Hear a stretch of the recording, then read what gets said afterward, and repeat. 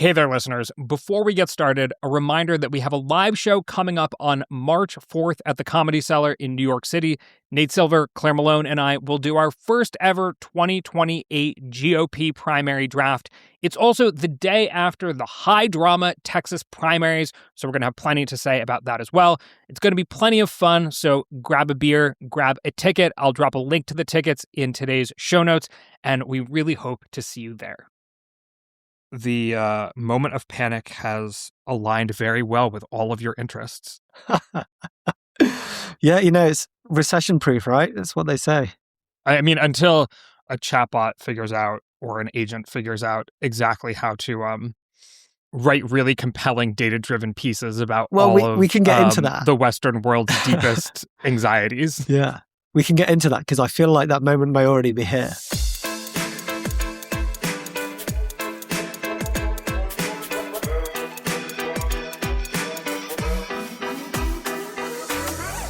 Hello and welcome to the GD Politics Podcast. I'm Galen Druk. If you've been enjoying your long weekend, I apologize for the potentially panic-inducing content of today's episode. We seem to be in something of a freak-out moment over artificial intelligence. In particular, there have been several viral posts going around on social media from people who work in AI warning of what's coming. Mrinal Sharma, who was an AI safety researcher at Anthropic, quit last week penning a letter saying, quote, "The world is in peril and that we need to wise up." Zoe Hitzig, an economist at OpenAI, quit and penned an op-ed in the New York Times criticizing the way that ChatGPT is implementing ads, suggesting the company could use people's private motivations to manipulate them. Matt Schumer, the CEO of an AI startup, wrote a viral post on Twitter called "Something Big is Happening," comparing this moment in AI to what February 2020 was like for COVID. As far as the markets are concerned, software stocks have fallen 15 to 30% over the past month in reaction to new AI developments in coding. So today we're going to talk to somebody who's been using data to track AI's effects on the world so far, particularly when it comes to work. John Burn-Murdoch is a columnist and chief data reporter at the Financial Times and friend of the podcast. Welcome back to the podcast, John. Thanks, Galen. Great to be here. It's great to have you. Also, in case AI panic isn't enough for one episode, John's also been doing a lot of work recently tracking Democratic backsliding in the US and around the world. So fittingly for President's Day, we're going to get into his research on that. And perhaps we'll even ask if the two causes for panic, AI and Democratic backsliding, fit together in some way. But we're going to start with AI for now.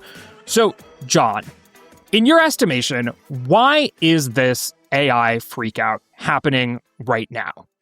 I think a lot of it comes down to the explosion of agentic tools.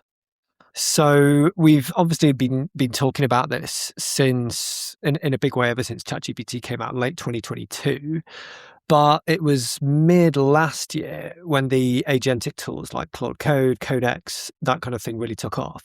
And I think that is just a huge step change in terms of what you experience as anyone using this stuff. In terms of you're seeing it now just get on with stuff, just do stuff right in front of you, which obviously wasn't the case with the chatbots.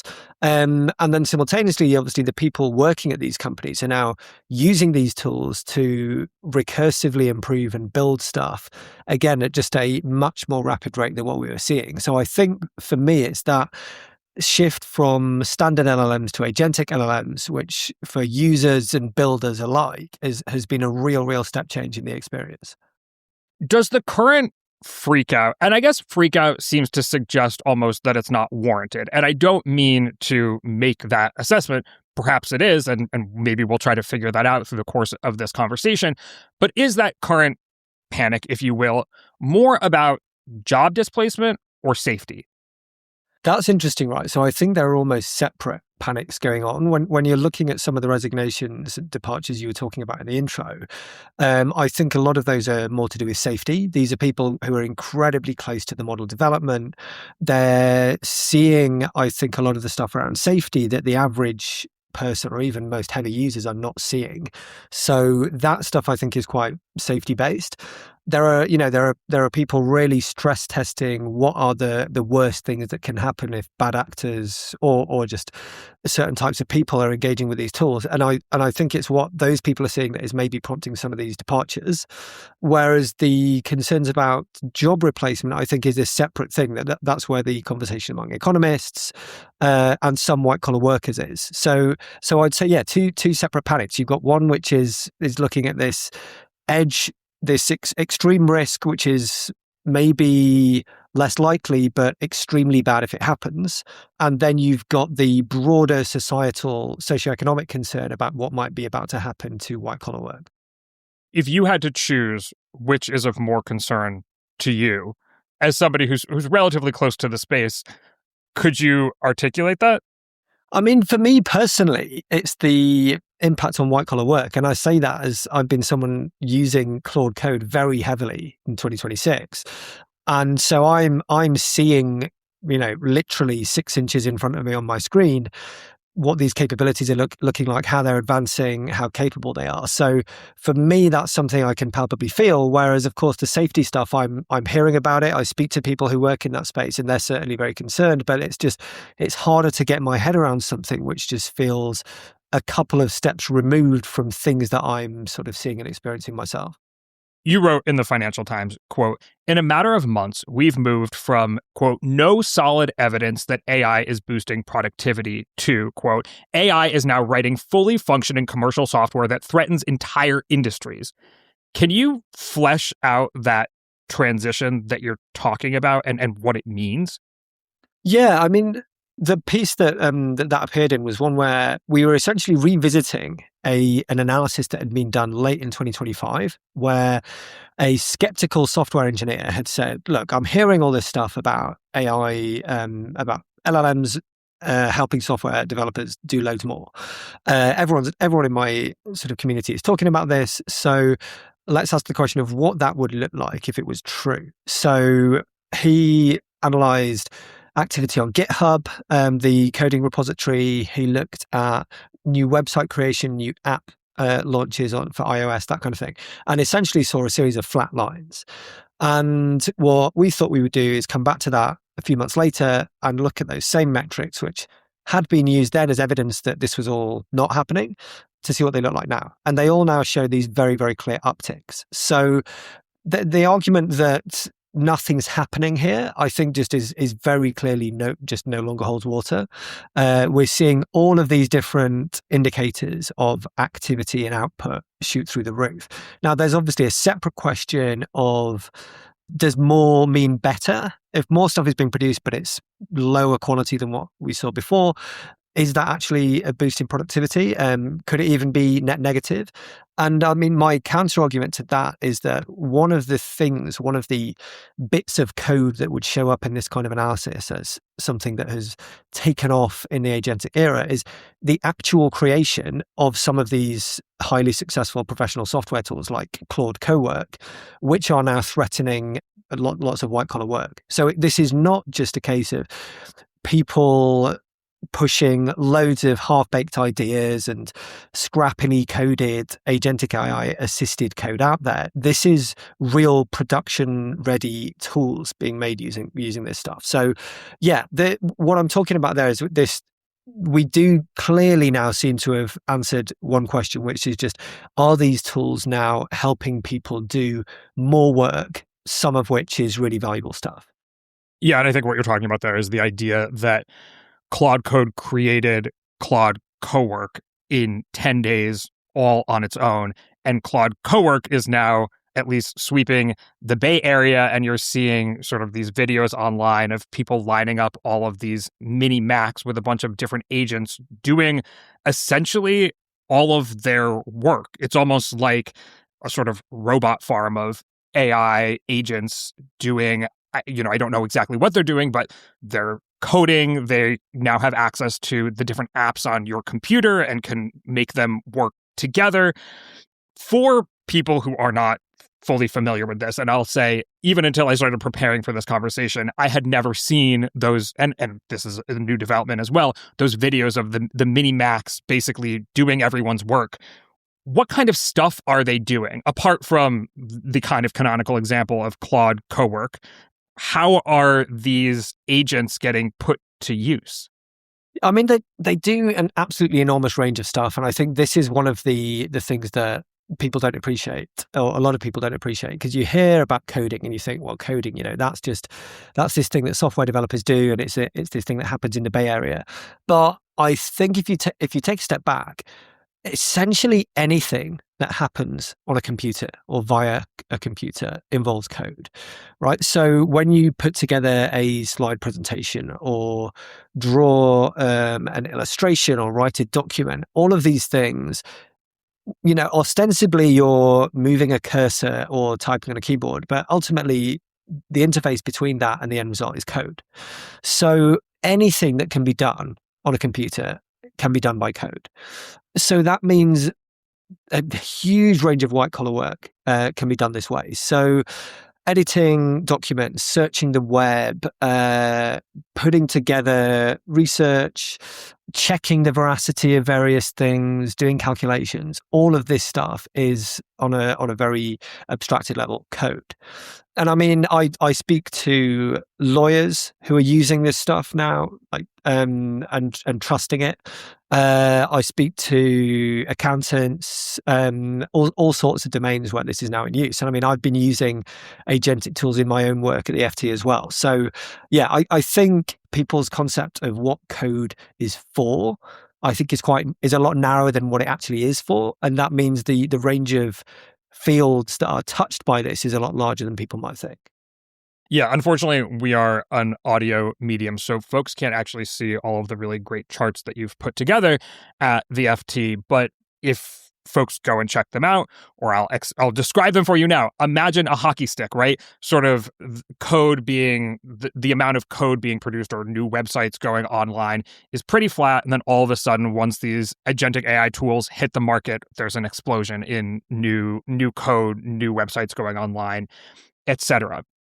And I think the idea is that people who code are seeing the way that AI agents can basically make their own jobs obsolete, or at least massively change them. And so they're sounding the alarm because it's happened to them.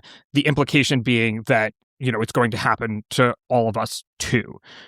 So I guess first, are we seeing it show up in employment numbers that coders are facing displacement? This is such a hotly debated question.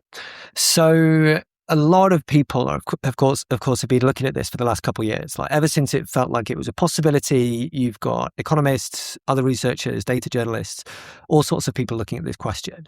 And the tricky thing, or there are many tricky things to really unpick whether AI is causing anything we're seeing.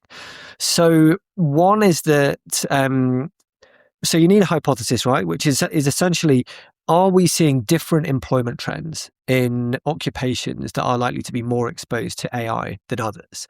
So that requires you to know, like, right, which occupations would we expect this to show up in? So people have had various attempts at coming up with this. There are various indices of AI exposure. And so the basic analysis is, right, are the most AI exposed jobs seeing worse employment trends than the least exposed? And this, again, the answer to this question varies. It varies depending on exactly when you look. It varies according to different countries. And you get some relatively high exposure jobs that are seeing bad trends. Some are seeing more positive trends. You also see different trends according to whether you look at younger or older workers. There are so many ways of cutting the data, and those each yield slightly different results. The biggest smoking guns we've had on this is from work by people like Eric Brynjolfsson at Stanford, and a couple of other US researchers who have used really, really fine-grained data and said, if you drill down to occupations like software and you drill down within those to the youngest workers, then you see that the number of like 22 to 26-year-old software engineers, for example, has trended downwards at a time when employment in other occupations and among older software workers has trended upwards. So that's a solid smoking gun. The problem you then run into, though, is something else that is true of software, as well as it being exposed to AI, is it's heavily exposed to changing interest rates. And what happened a few months before the launch of all the AI tools was the sharp hike in interest rates. That caused a big pullback in hiring in occupations like tech. And so you've got a competing hypothesis that would fit very neatly with that same data, and it wouldn't be to do with AI. So again, people have responded to that and used more fine-grained analyses, and it's Eric Brynjolf's team who I think have done the best, most rigorous work on this, where they try to control for what's happening with interest rates as well, and they still do see a suggestive evidence that young software engineers are having a tough time because of AI. So yeah, there's a huge amount of attention going on to this. Different analyses give different results. I think my synthesis of it would be there are some signs that something to do with AI might be happening. But because you have to adjust for so many overlapping factors and you have to look at such small pockets of the labour market, where it is still in that sort of academic debate realm. It's certainly not the case that we're seeing clear sort of macroeconomic signs across one or more countries that AI is taking work. The idea behind the impact of AI on coding is that, first, the goal was to make AI really good at coding so that it could help create future versions of itself and sort of cut the time in half again and again and again of how long it takes to create new AI tech. And so first it became really good at coding, but once it becomes really good at coding, it's going to become really good at everything else.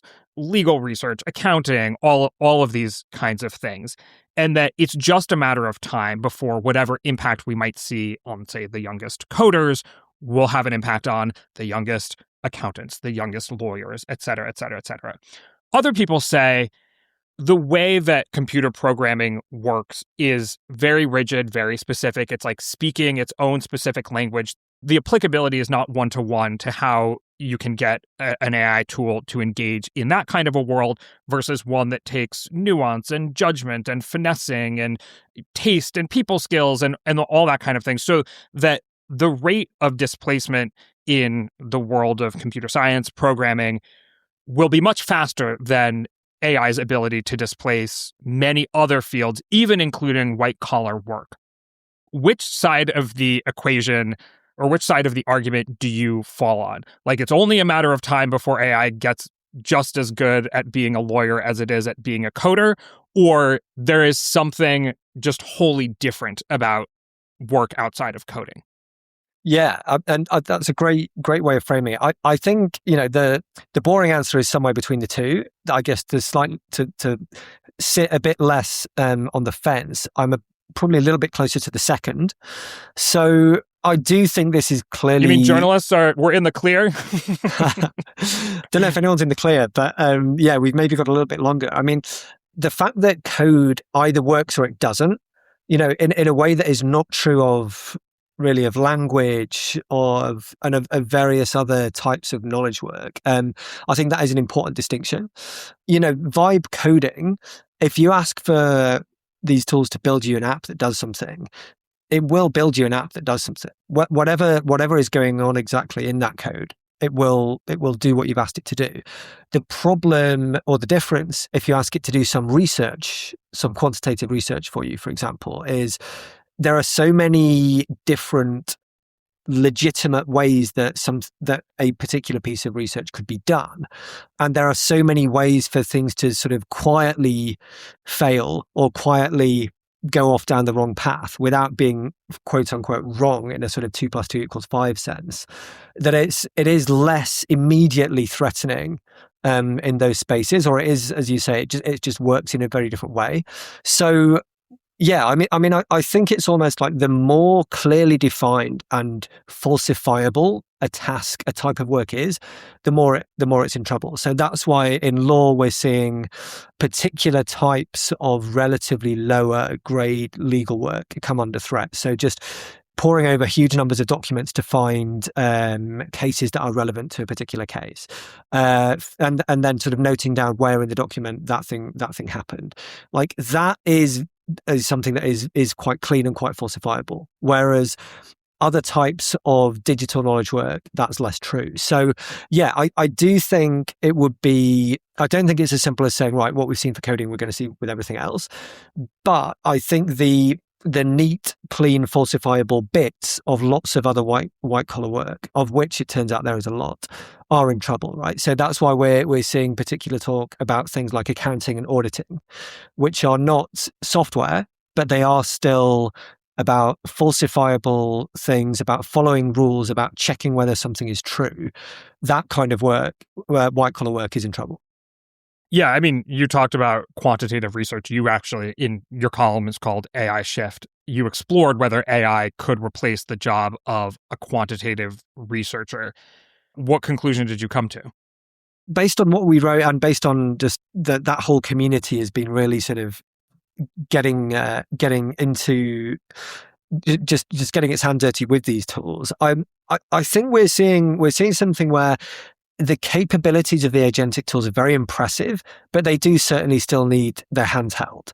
When people have tried to do things like just say, get an LLM and an agentic AI and tell it to just go off and do some new original research, generally it comes back with something that is sort of superficially plausible, often not incorrect, but would be considered fairly low grade in the sort of in the academic field that it's been done in. Whereas when people are using these tools sort of working hand in hand, getting them to automate or speed up large parts of their own research, then the sort of combined human plus AI output there is really, really high quality.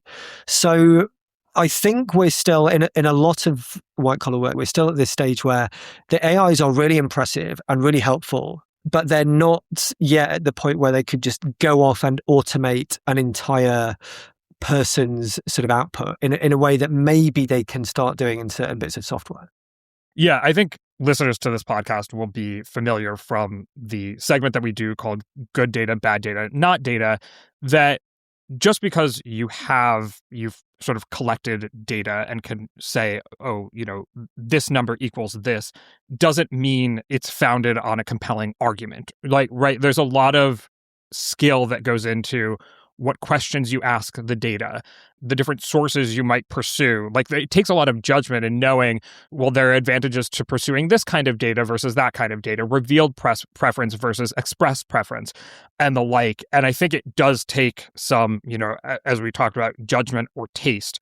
Now, some folks in the AI world say the thing that really scares them is that AI is starting to show things like that feel like human judgment and human taste. So maybe our jobs aren't so safe after all, but I guess maybe only time will tell. I don't know. Do you have thoughts on the idea of humans actually replacing their own judgment and taste with agents? I mean, for me, that this is just a very sort of hand-wavy answer, but I do think there's something about human taste that is different, right? That people care more about, or at least the AI taste filtered through a human seems to be given more value by us as a society than pure AI taste, as it were, right? I don't think we're yet seeing outputs where an AI has just completely decided what to do and done it, and people are saying, well, this is awesome. I think we're generally seeing AIs with hand-holding do often really impressive things, which are then sort of admired and valued. Now, again, that doesn't mean that the pure AI version of that could work, but I just don't think that's what we're seeing yet. So even to take the earlier example where we're talking about how Claude Code wrote the code for Claude Cowork, that was not all done autonomously, right? It was writing that code in dialogue with all of Anthropic's engineers.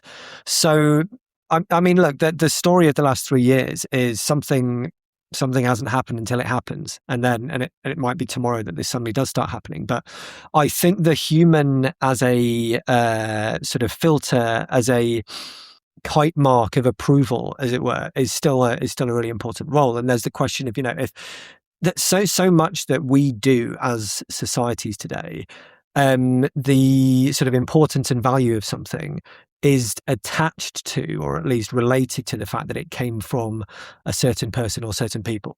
So that I struggle to see completely going away. But, we are clearly already seeing a lot of work that has been produced, at least to a large extent, by AI, and which is appreciated and valued by humans. Yeah. Listeners, write in. Would you listen to the GD Politics podcast if it were hosted by an agent? I'm curious for your answers.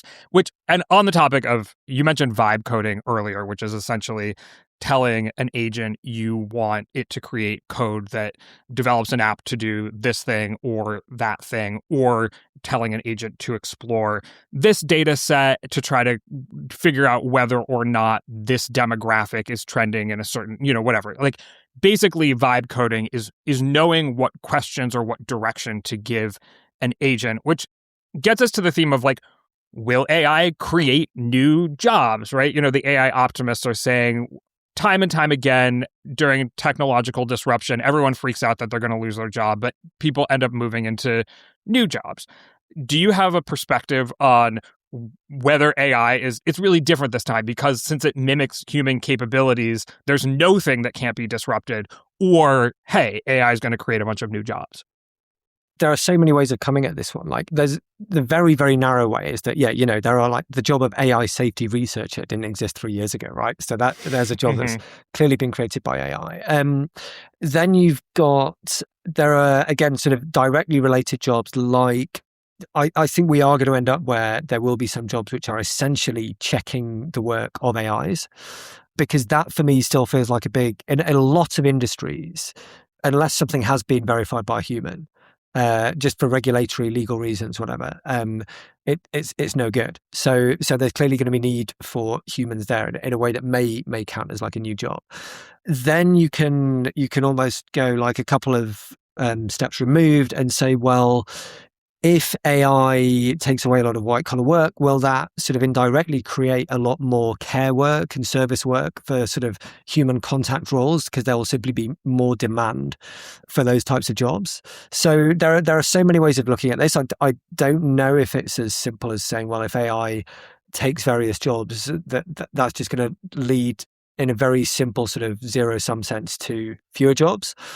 But yeah, it's tricky. Like, we looked at this recently to see if there was evidence of job creation. And apart from, as I say, those very narrowly defined jobs with AI in the title, it's not clear that we're seeing that yet. I guess, again, the other question is, well, when productivity in a certain occupation massively increases, that can, again, go in two ways. You either get less of that, like fewer people or fewer hours being put into that job because you can do more per hour, or the fact that you can suddenly be so productive in that role means there is more work going on. And we even see that show up differently in different countries, different sort of working cultures and environments. So yeah, I certainly don't think it's as simple as as AI displaces work, there's nothing happening on the other side. But it's hard to. It is qualitatively different, as you say, to things that have taken work away in the past. Today's podcast is brought to you by you, the listeners. Without paid subscribers, GD Politics simply wouldn't exist. Your support means that we can make an independent podcast guided by curiosity, rigor, and a sense of humor, and that we can have conversations like the one we're having on today's episode. Paid subscribers get about twice the number of episodes and can join in the paid subscriber chat to pass along questions for us to discuss on the show. You can also connect your personal feed to your favorite podcast player so you get every episode wherever you listen to podcasts. Become a paid subscriber today at gdpolitics.com. We've got plenty of great stuff in store coming your way in 2026, so it's a great time to join the crew at gdpolitics.com. We hope to see you there. I want to drill down on this just for a second, because I thought your work in this area was particularly interesting. You talk about latent demand, basically this idea that, hey, if I could hire an interior designer, I would. It's just that, I don't make enough money to hire interior designers at their current costs. But if productivity goes up massively and it costs less money to interior design, then a lot more people can afford that service. And say in the same way that everyone gets a dishwasher, everyone gets an interior designer or something like that. Can you sort of like flesh out that theory of how AI doesn't necessarily sort of take away jobs, but just creates, I guess, a massive amount more of consumption? Yeah, I mean, so that would essentially be saying that the amount of output people can do with a given amount of time significantly increases through AI. That means your wages effectively for that hour of work go up significantly. If there is enough demand to keep up with that increased output, then essentially everyone's wages are going up without the amount of work coming down. So then you just have a richer society, and people would be spending that money on something. So that's one version of looking at that. Another interesting version that a couple of people have brought up in our reporting is the idea that the vibe coding type uses of AI are essentially a gateway to people then wanting a more professional, paid for version of their thing they've just vibe coded. So one version of this might be people, and this is not advice from me, but people getting legal advice or talking through some legal or tax related thing with, say, ChatGPT, and then realizing, right, there's a thing here that I should maybe do, and then they go and get in touch with an actual accountant or lawyer. So the AI tools. You mean the thing that humans have been doing with like WebMD and their doctors for the past 15 years? Exactly that, right? It's that, and the healthcare one's a really interesting example, right? Like, you can now get a lot more questions answered online about health, but that hasn't led to, certainly in any data or research I've seen, a drop off in healthcare utilization. If anything, some people are maybe discovering that there are more things they could go and ask their physician about. So there are lots of ways, certainly in the current place we are with AI, there are ways in which the fact that it gets you halfway there could actually lead to increased demand for paid for human services. You cover AI mainly from a work perspective, as we've discussed, but I'm curious, before we move on to democracy, how do you think about it all from a safety perspective? Honestly, I mean, I'm not massively in the weeds of this, but I guess there are two parts even of the safety discourse here. So the sort of X risk, the extinction risk, low percentage but catastrophic outcome stuff is something it just breaks my brain a little bit right now, to be honest. It feels so many steps removed from where we are. I understand it conceptually. We're talking about, for example, people being able to build biological weapons using these tools, that kind of thing. Well, that's one version of it. Of course, there are other flavors which are about an AI just taking over the world directly. I'm just not close enough to what's going on there to understand this. But, I understand it enough to know that these are really serious risks. At least if we think about the first one, like the LLMs helping a bad actor make a lethal weapon. That's something we can all get our heads around. It's stuff that AI safety research labs are constantly testing and frequently showing that if you really, really, really, really try, you can get it to do these things. So I think that's absolutely something people should be concerned about. I guess a less lethal version of that is we're already, I think by most accounts, seeing an uptick in cybercrime, cyber attacks, which have been aided by using LLMs. So I think that stuff is a very real risk, and it's great that there are a lot of very, very skilled AI safety researchers working on that stuff. Then you've got the more micro level, which is things like AI psychosis. So people who are led down quite disturbing paths by their conversations with LLMs. And people will already have seen and heard of examples of this going catastrophically badly in terms of leading to people's lives ending. So that, again, is a real risk. And again, it's something that the safety teams are looking at. And both of these, the macro and the micro, are sort of very, very hard to guard against. The companies and the researchers and governments, I think, are doing as much as they can in that space. But based on the snippets that we hear from out of these communities, these are still very, very real concerns that people who think about this a lot have. Yeah, I'm sure there are people who will say, oh, the governments and the researchers aren't doing as much as they could. And I mean, certainly in the US, we have a sort of more laissez-faire approach to AI under a Trump administration than we probably would under a Democratic administration. And I think, we're not really there yet in our politics, and it's taken us forever to even sort of tackle the effects of social media on society. So I don't know how quickly we'll get to the effects of AI on society, but certainly there's a whole other podcast episode for us to have about the politics of AI regulation and whatnot. But I wanted to say, I know that you study a lot of social trends in addition to, I mean, this is a social trend in some ways, but like reading the news lately about AI gave me something of a similar instinct to the safety researcher at Anthropic who said he's moving back to the UK to disappear and write poetry. There's kind of an early COVID quality to it all where, part of you, even if you try to be rational about it, like wants to withdraw from the world. It's like, this is so overwhelming. It seems like there's so much change afoot.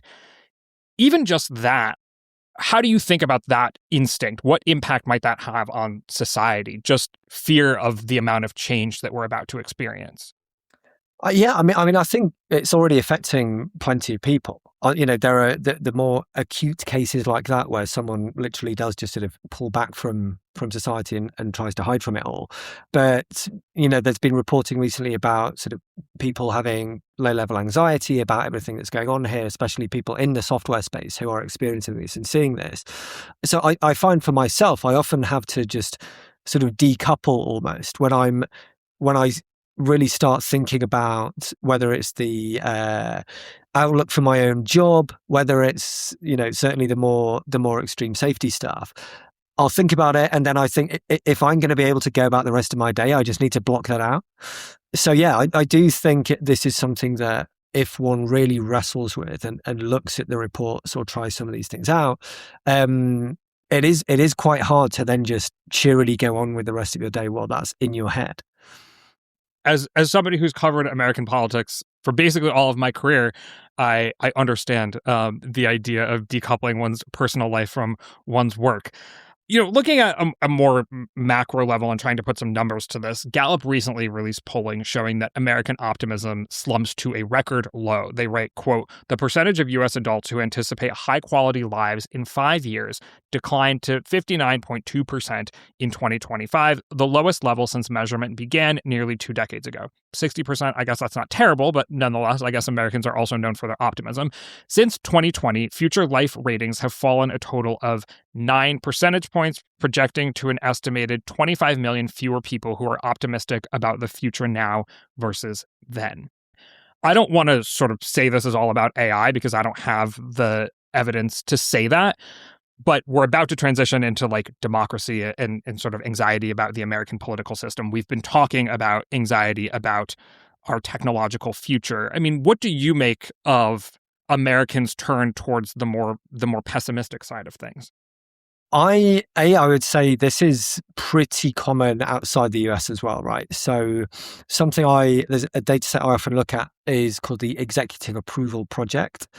And that is a collection of polls about just approval of government and leaders and stuff all around the world. And pretty much everywhere is at or very close to record lows, or certainly modern lows at the moment. So I think this is all sorts of things on top of each other. The whole AI discourse, I think, is quite bifurcated. There are people, as you say, who are fleeing for the hills about this, but there are a huge number of people for whom this is just not registering on their minds at all. So I would be skeptical that AI anxiety in particular is playing a big part in those numbers, maybe playing a part. But I think, you've got inflation, you've got Trump and various other political disruption in other parts of the world. You've got tariffs, you've got the very weak labor market again, across most of the world. So I think it's all of that layered on top of each other at the moment, plus things being experienced through the lens of social media, which tends to amplify negatives. I suspect it's a sort of all of the above situation. Yeah. Okay. Let's talk about democracy specifically. You wrote a piece questioning how steep is Trump's Democratic backsliding? And you wrote, While U.S. history is hardly free from political violence or maltreatment of disfavored groups, this blitz on America's citizens, institutions, and by many estimations, the Constitution itself, ranks as arguably the most rapid episode of democratic and civil erosion in the recent history of the developed world. Measured using objective criteria spanning 10 domains, including the use of state force against civilians, political prosecution, and the independence of the judiciary and civil service, I find that the U.S. slide during Trump's second term stands out as the most rapid in contemporary history. It outpaces the early stages of backsliding under Russia's Vladimir Putin, Turkey's Recep Tayyip Erdogan, and Hungary's Viktor Orban, where similar steps unfolded over several years. Okay. How did you conduct this research? I mean, that it's a bold statement or conclusion that you're coming to. Of course, as we discussed already in this podcast, you had to make a lot of judgments about which events to include, how to measure them, and whatnot. So I'm curious, how did you get to that conclusion? Yeah, this was a piece I've been planning to do for a while and working on for a while, and so that various organizations and researchers have developed these sort of indices of democratic health and backsliding and that kind of thing over the years. But the drawback that these all have is they tend to be backward looking. They're basically telling you how things were going a year or more ago. So when we're dealing with something happening very quickly right now, looking in the review mirror is never going to be that helpful. So what I wanted to do was take the approach that these very well-established academic efforts have taken and adapt it into something that could do this in real time. So step one was coming up with the sort of 10 items, 10 categories to include here. So this needed to be something that was methodologically legitimate, in line with what are generally considered to be indicators of democratic erosion. So you've got things like the integrity of elections, of the judiciary, media freedom, that kind of thing.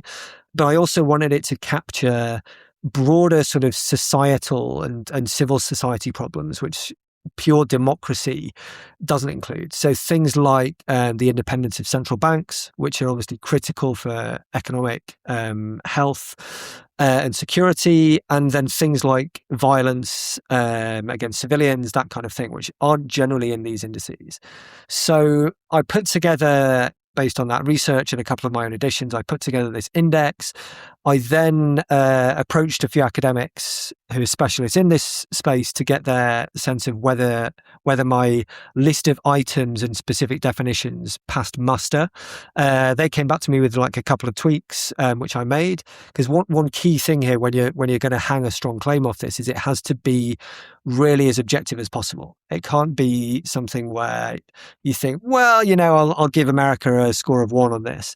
It needs to be, did this happen or not?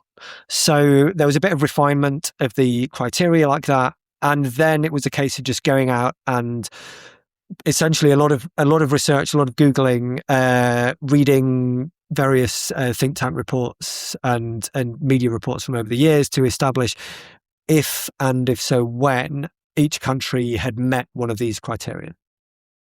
And to paint a picture for me of the speed of the American democratic erosion during Trump's first year of his second term that you're talking about, what kind of events charted on this sort of scale? Sure. So, I mean, there were some things that happened, literally on the day of or within days of his inauguration back in January 2025. So there was things like the pardoning of the people convicted of political violence in January the 6th, right? I think because that has been talked about so much since January the 6th, several years ago, it almost feels like we're almost tired of that story now. But this is just not something that happens in normal functioning democracies, right? Pardoning of people who have committed political violence. This is something that happens in Russia and it happens in Hungary and it happens in Turkey, but it is really, really unusual. So that you had straight out of the gate. Then you had Trump removing legal protections from civil servants, so facilitating sort of mass dismissals of government employees. Again, you can take each of these things and you can often say, well, that's about efficiency. And sure, maybe, but it's again something that it really does not usually happen in other societies. It's inherently sort of shaking up the system, removing expertise, that kind of thing. And this was often done with a sort of partisan sort of hint to it at the very least. And the goal of perhaps removing oversight and in independent investigators. Exactly. So some of this was just, large-scale layoffs of people regardless of the particular office they held. But yeah, you had removal of oversight officials specifically charged with tackling fraud and corruption. You've had the Trump administration's frequent battles with the courts, denying and refusing to comply with court orders. Even in as early as summer of last year, 2025, you had the police firing rubber bullets at protesters in Los Angeles. There was the removal of the chief of the Independent Bureau of Labor Statistics. Then you had the investigation, the criminal investigation into the Fed's chair, Jay Powell. And then, of course, the shootings of Renee Nicole Good and Alex Pretty by ICE. So it's a huge number of things that when you really just stack these up, this is just, it really is exceptional, even when you look at what was happening in the first 12 months or so of Vladimir Putin's rise to power, or the early years of Erdogan, of Orban, or people like Chavez or Maduro in Venezuela. I will say I lived in Turkey in 2010 and 2011, so this is an experience I actually had myself. So it is sort of curious hearing the comparisons. I mean, do the kind of events that you're talking about happening in the United States, have they also happened in Russia, Turkey, Hungary, and the like, but just more slowly? Or is what's happening in America sui generis? Yeah, it's interesting. So some of these are definitely things that happened and just took a little bit longer in these other countries. But there are some differences between the types of things that are happening as well. So generally in most of these, well, I say most, let's be more precise. So in countries like Turkey and Hungary, certainly, there's less sort of explicit violence perpetrated by state actors that we've seen with, for example, ICE. Now that, again, is perhaps something we shouldn't think of as necessarily specific to Trump, but more just sort of a magnification of how the US is already different to these other countries. Like heavily armed police and government agencies is something that is much more true of US than elsewhere. But that would be one difference.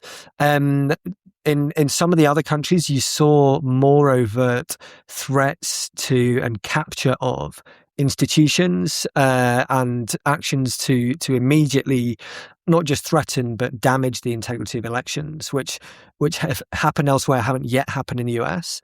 Like a general pattern across all of these different events that I looked at in the 5 countries is that in the US, you're seeing a lot more sort of unilateral actions and rhetoric from Trump and his immediate administration, generally bypassing institutions. Whereas what you were seeing in places like Russia, Turkey, Hungary was a more sort of slow-moving, but perhaps longer-lasting capture of these institutions. So you've got Trump sort of bypassing the courts, whereas Turkey, Russia, Hungary, it was capturing the courts, Venezuela certainly as well.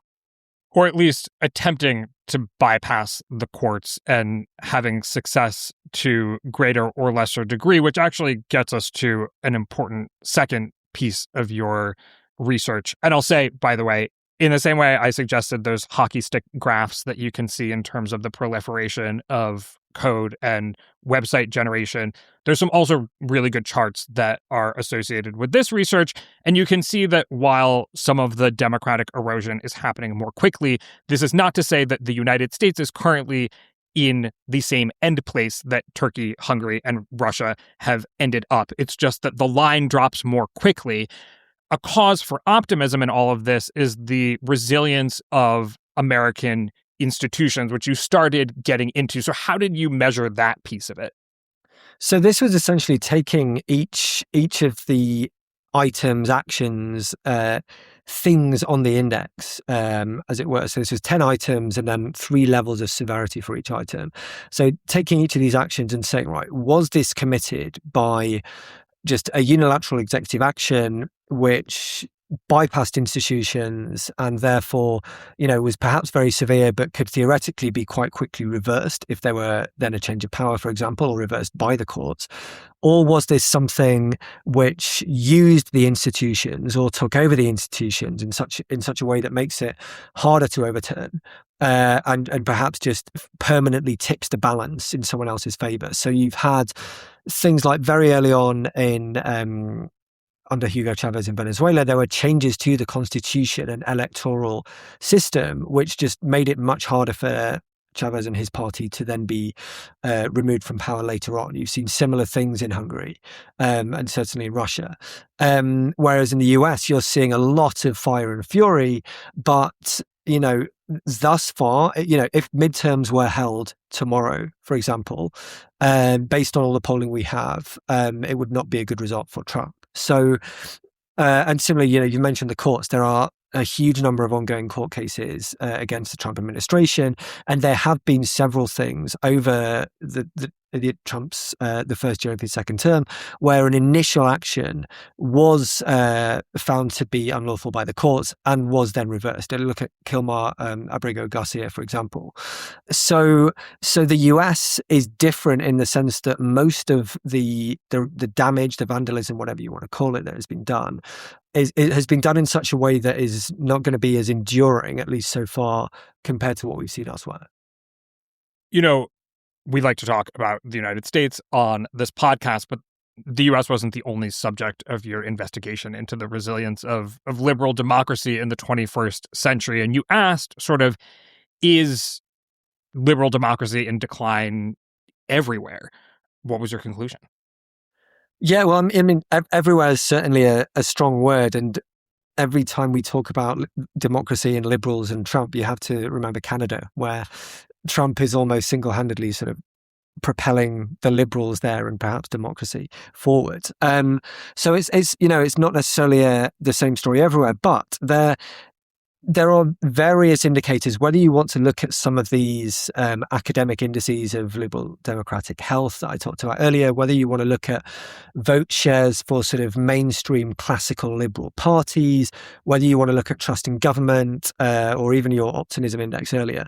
We are seeing a lot of evidence in a lot of the developed world that however you want to define sort of liberal, democratic, societal, socioeconomic health, as it were, things have not been in a great way over the last 10, 15 years. So, yeah, I think this for me is just such a huge trend that we're seeing in so many places.